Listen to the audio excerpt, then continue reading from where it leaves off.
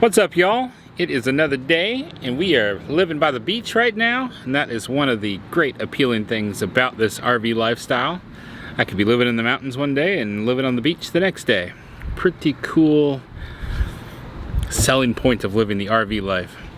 So I got a question from someone on one of our videos recently, from Anthony, asking about the camera rolling all the time and what the family thinks about that. And I thought, you know, it's, for one, thank you for the question. I appreciate that. That helps me to make content. Now I have a question to answer. Thanks, Anthony. So I went and I started thinking about what to say. I thought about talking to the family, put the camera on the family and ask them questions. But there's a number of things we've learned over time. And I will start by saying that we've been making YouTube videos for 3.5 years together. And in that time, we've learned a lot. Now this channel is a little bit newer, doesn't have quite as many followers. However, we started in 2019 making videos about tent camping. So we've kind of been in that mode for a while. And when it all started, the girls actually wanted to be YouTube famous. Those were their words. They're like, we're gonna be YouTube famous. So it was something that they desired. They wanted that. They wanted to be like that. And that was coming from the fact that they were watching, like we've been watching YouTube for a very long time. We've been consumers of YouTube content over cable TV or the other streaming services for a long time. We canceled cable in 2015. And we had gotten Sling, so we had that live streaming television, but nobody was using it. So as time has gone on, we've just taken in more YouTube content. And that's one of the reasons I feel that we wanted to make it, because we've consumed so much, we kind of have an idea of what we like and how we want to make it. Originally, we were watching a YouTube channel called Family Fun Pack. Big family, big house, does a lot of traveling. They are responsible for Keira wanting to go to Yellowstone. I get those two mixed up since they're so each a part of our lives. They went to Yellowstone, and so Keira has wanted to go to Yellowstone ever since. But one of the things, though, I identified or noticed about that family was all about stuff, getting a lot of stuff, keeping a lot of stuff, having all the toys. They're a very popular channel, so they were getting a lot of free toys because they were influencers. Their kids would play with the toys, then the kids that watched them would want to buy those toys, including our girls. And that's a great new way for companies to advertise, as opposed to putting commercials on television. That's not the lifestyle we're trying to have. We're not trying to have a lifestyle of more stuff. We want to have a lifestyle of less stuff. So we haven't watched that channel near as much. Probably because we've stopped watching that channel so much, the girls, and they've grown and they've developed and they've seen what it takes to be on camera and to try to be YouTube famous. And they've kind of lost a little bit of that luster. Not quite as interested in being YouTube famous anymore. So as time has gone on, we've all learned and developed. I've learned a lot about what it takes to film the video, edit the video.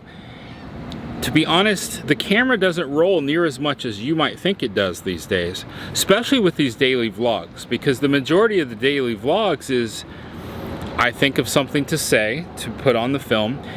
I don't want a lot of extra fluff, which I love. It's just B-roll. Going out and filming B-roll. I love that, but I've had to kind of cut that out because it slows me down. At the end of the day, I'm trying not to spend more than an hour editing these daily vlogs to prepare them to get them out so that they're uploaded to YouTube and ready to be available at 8 a.m. Central Time the next morning. I've had to cut out a number of things besides just B-roll. I've cut out the color grading of the image. I've had to cut out adding music to it, syncing up, making little montages that I like, which would have used the B-roll and the music. But I've cut a lot of that stuff out. So now we get down to the point where I'm aiming for like a 10-minute video. And often days it goes longer. But I'm just trying to fine-tune it to the point where I'm only recording with this camera what you're seeing. There's very little extra that's being cut out. If you're not seeing a whole lot of the girls or Tanya in these videos, it's because they're not getting recorded. Tanya doesn't always want to be on camera. And in fact, she's not on camera right now because she just got done with her art. She's had a respirator on. She's been working with resin all day, trying to protect her lungs and her throat from getting the fumes from the resin. And so she's just like, I don't want to be on camera right now because I haven't had a chance just to make sure that I'm presentable. So I respect that. She's not on here. The girls, I did go ask them if they'd like to say anything about this question. The frustrating part though is their thoughts on it aren't quite, how do I say this? They don't have like a focused thought process on what they wanted to say, so it's kind of all over the place. But we'll put that in right here. Legos! And slime. What do you think of me making daily videos? No. Yes. No. What do you think of me making daily videos? No. No what? It's tiring, and you're always gone doing something, and then you always talk like you're on the camera, so then I get confused if you're doing it, and then you just talk to mom like you're talking to the camera, and then you talk to the camera like how you talk to mom, and then that's all. It confuses me. Slime, I put all the slime together, and now the one big slime. And what about you? What do you think about daily videos? I don't know. She doesn't. I think about slime. Earlier she said it's tiring. It is. And it's tiring. So I guess I'm just confused because y'all aren't in the videos all that often anymore. Right? Keira has told me in the past that she doesn't like me asking her to repeat stuff, so I'm not going to ask her to repeat anything. And Kaylyn has slime, and they're playing with Legos. But she had said it's tiring. I'm hungry. Alright. I want creamy mushroom soup. Didn't you already have that today? No, you didn't. You had ramen twice. All I had today was ramen. Caught you! Ah. Yeah, so asking the girls about this, and they're both like, it's very tiring for us that you make daily videos. And I'm like, I don't remember putting you in all of them. Yeah, sometimes they're in all of them, but they're not in all of them. Honestly, we just got confused right now. Very similar to what Keira had just said in the video. It can be difficult to know when I'm talking to the camera or when I'm talking to mom, or when I'm talking to the camera like I'm talking to mom. And just now, as I've changed direction, Tanya is out here. She's behind the camera. And I was talking to the camera, and all of a sudden she turned and looked at me, and I was just like, we were confused. She thought I was still having a conversation with her. So that's probably the most confusing thing of doing this daily vlogging is, who's he talking to? I'm talking to the camera. So when I went into the room and I asked the girls, hey, can I talk to y'all about this? Can I ask you these questions? And Kaylyn's like, it's very tiring. And I'm like, okay, well, you're not in these daily vlogs as often as you used to be. And Keira's like, I liked it better when we just did weekly videos. And I agree. For a workload perspective, especially for me, that's easier. The reason though we do these daily videos is YouTube doesn't necessarily spread the videos for us. So if I just put out a weekly video and then I only have this certain small group of people that follow us, YouTube doesn't just magically make your videos spread like wildfire and become viral, as they say. It just doesn't happen. The best way to spread the videos and to hopefully pick up more people to watch them is to put out more frequent videos. It's a little tougher right now because YouTube will focus on a certain particular thing, or two things. Right now those two things are YouTube Shorts and podcasting. Those are new to YouTube, they're very important to YouTube, and so if you make those, they promote you more. I tried YouTube Shorts, did 140 straight days of YouTube Shorts.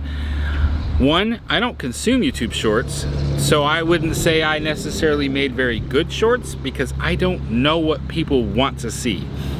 We're not on the same wavelength there. Two, lost my train of thought. I guess there's not a number two. We don't do podcasting. I've thought about it. I thought it would be pretty cool to like do the whole setup and do podcasting. I really enjoy listening to RV Miles, where Jason and Abby sit there together and have conversations with each other talking about their RV life. I've thought about doing that with Tanya, but I think that would require more purchases of equipment, and we're not going to do that right now.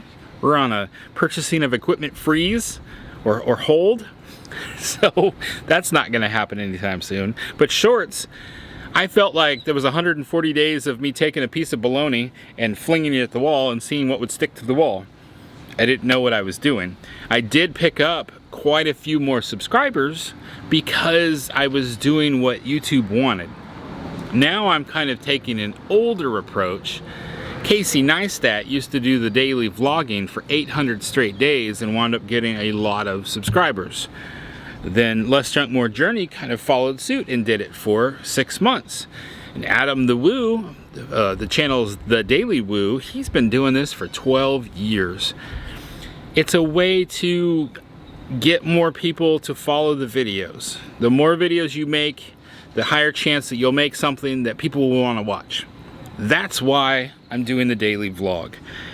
And I also have learned a lot over the years in how to make it easier, how to make my job easier.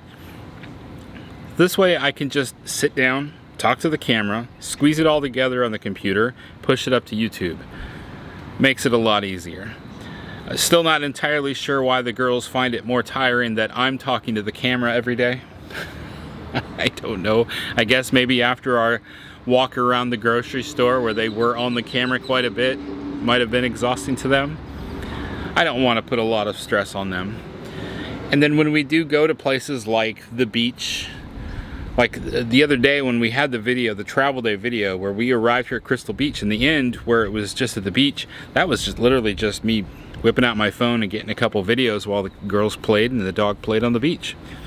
Wasn't a whole lot to that. It didn't bring all the fancy equipment with it. In fact, I originally edited that video without that beach scene at the end, and I just thought, you know, it would be a nice finishing touch to that video, showing the travel that we went through with the reward at the end. The kids and the dog got to play at the beach. So I went back and I actually recut the video. So I think that the biggest thing for me to remember is the different members of the family have kind of different feelings about the camera, and I need to just kind of check with them, kind of set the standard of gonna film something, make sure I announce that I'm filming, try to talk about that, try to discuss with Tanya what I'm gonna talk about. We've had some days where there were things going on where I wanted to talk about something specific and Tanya's like, I don't think we should talk about that today. And so I've completely changed the subject. But I try to make sure that Tanya is presentable in a way that she would like to present to the world for y'all to see. I try to, Keira doesn't want me to ask her to repeat things. That's a huge pet peeve. If I don't catch it the first time, don't ask her to do it again. Whether it's daily videos, weekly videos, she doesn't care. That's something that she's learned. She hates it when somebody asks her to repeat it for the camera. Although, since she's announced that, there was one time where she's like, no, I really do want to repeat this. Okay, if you want to repeat it, by all means. And with Kaylyn, she's just gone through a phase. I think the biggest thing with her is making sure that she's happy and she's enjoying what's going on.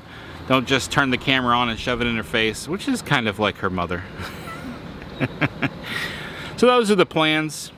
Like I said, when we started this, the girls especially wanted to be YouTube famous.